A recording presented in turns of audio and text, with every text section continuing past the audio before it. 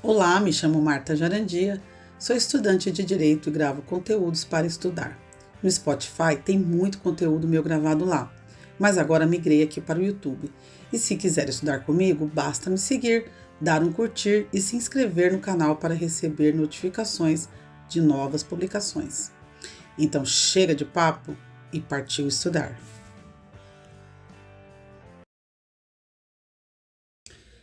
Olá, a disciplina a ser estudada é a disciplina chamada Recursos e Execução Penal. Então, nós vamos ver a teoria geral dos recursos primeiro. Bom, o conceito de recurso.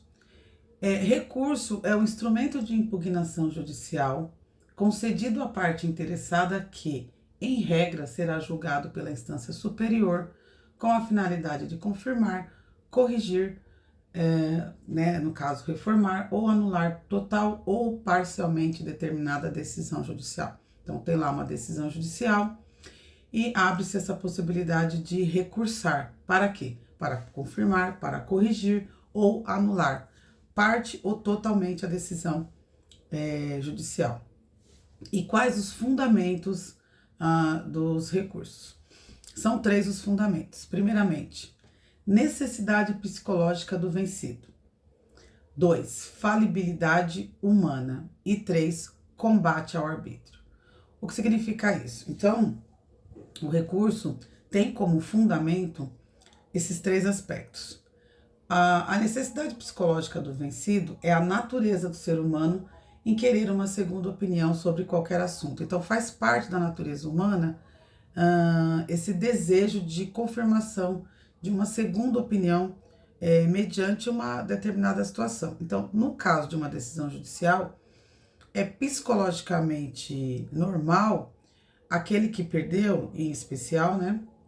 Então, desejar uma segunda opinião.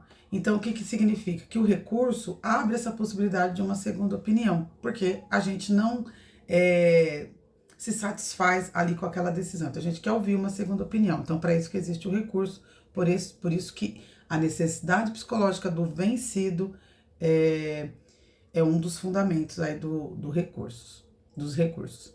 A falibilidade humana. O que significa isso, gente? Que o juiz é um ser humano. Então, quem está decidindo, quem está julgando aquela situação é humana, né? É um humano. Então, é possível que ele erre. Então, para isso que existe o recurso também, para uma segunda opinião. Por quê? Porque é passível de erro. E terceiro, combate ao arbítrio. O recurso serve como instrumento para se afastar eventuais abusos praticados pelos juízes. Então, como a gente já disse que há a falabilidade humana, ou seja, é humano que está julgando, também é possível que haja essa força arbitrária. Então, o recurso serve para afastar isso. A possibilidade de o abuso arbitrário aí por parte do juiz, tá? Então, os 3 fundamentos: necessidade psicológica do vencido, falibilidade humana e combate ao arbítrio. Agora vamos ver quais são os pressupostos recursais. Bom, também temos aqui 4 pressupostos recursais. Primeiro, na verdade, os objetivos, tá? Que são 4. Depois a gente tem os subjetivos, que são 2. Quando a gente fala em alguma coisa subjetiva, significa que você está voltando para o aspecto da pessoa. Então, quais são os pressupostos subjetivos? Vamos primeiro, os subjetivos. Não, vamos citar primeiro os subjetivos, tá? Desculpa. Os objetivos, então, é em relação à coisa ali, à situação. E os subjetivos em relação à pessoa. Então, objetivos são 4. Quais são os pressupostos? Cabimento, né? O recurso deve ter uma previsão legal, deve estar previsto em lei. Adequação, ou seja, o recurso deve ser adequado à decisão que quer impugnar. Então, porque depois lá para frente a gente vai ver que são vários recursos.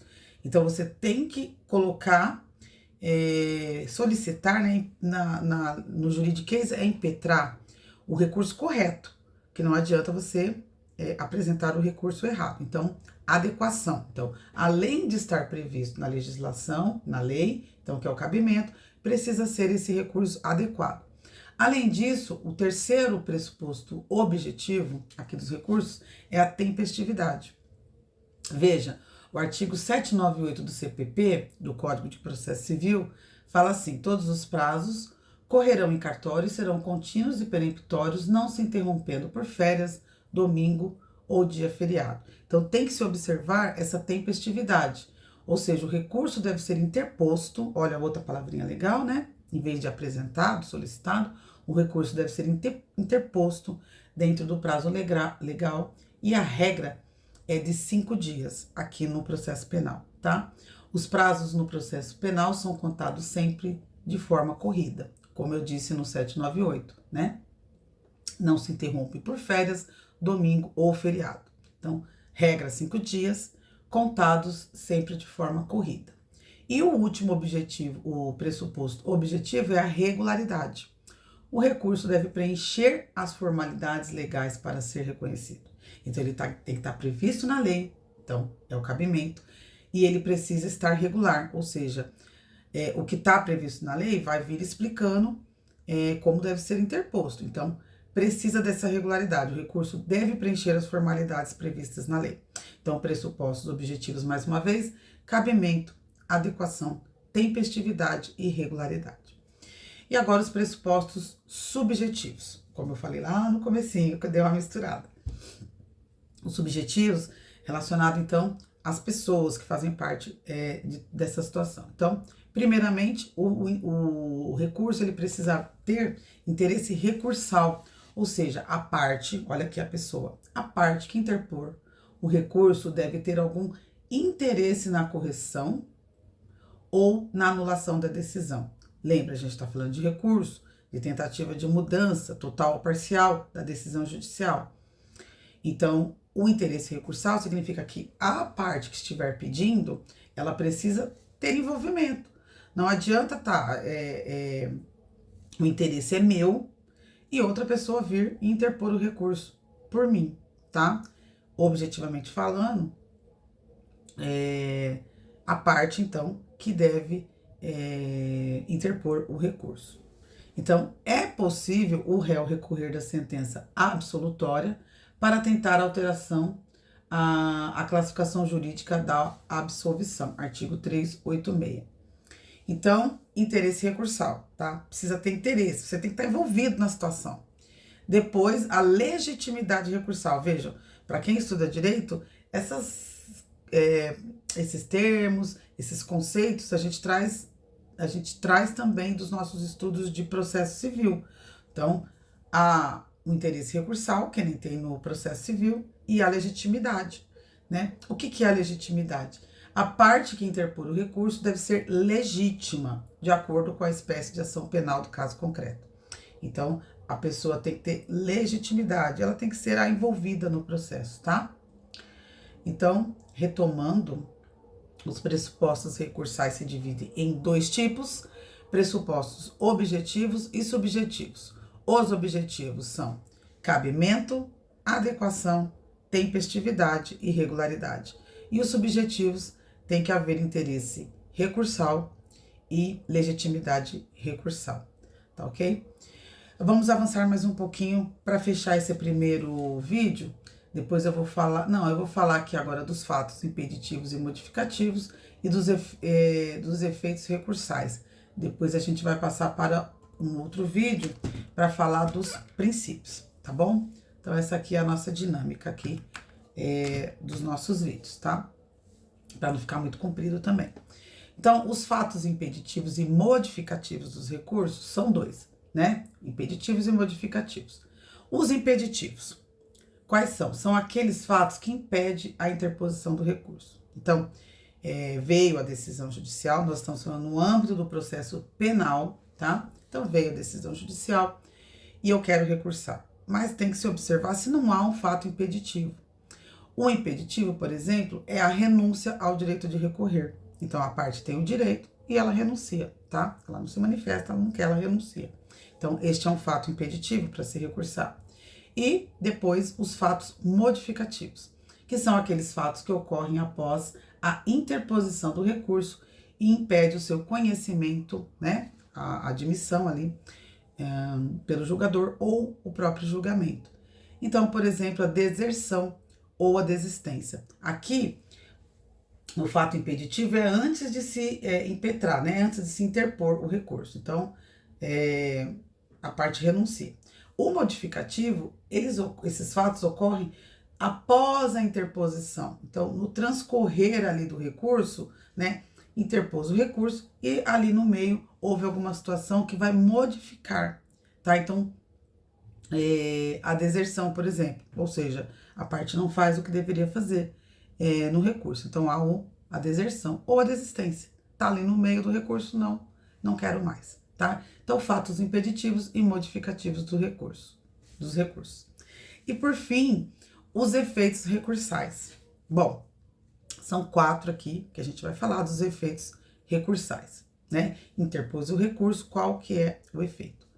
Então, primeiramente, lembrando mais uma vez que muito aqui vem do processo civil, então ajuda a gente, tá? Então, efeito devolutivo. Trata-se da possibilidade de se devolver a apreciação da matéria ao tribunal. Então, houve a decisão ali na primeira instância, então eu quero recursar, né? Então, o efeito devolutivo é esse movimento de devolver aquela decisão, né, para apreciação de uma outra instância, aquela segunda opinião que a gente falou no começo do vídeo. Então, esse é o efeito devolutivo. Devolver a apreciação da matéria para o tribunal, para uma instância superior. Segundo efeito, suspensivo. A interposição do recurso impede a execução da decisão. Então, se a parte recorre, aquela decisão, ela fica suspensa, tá? Até a análise do recurso. Terceiro, efeito extensivo. No concurso de pessoas, quando não se tratar de questão de ordem exclusivamente pessoal, o efeito da decisão do recurso interposto por um dos réus pode ser estendido aos corréus que estiverem na mesma situação. Então, o que é o concurso de pessoas?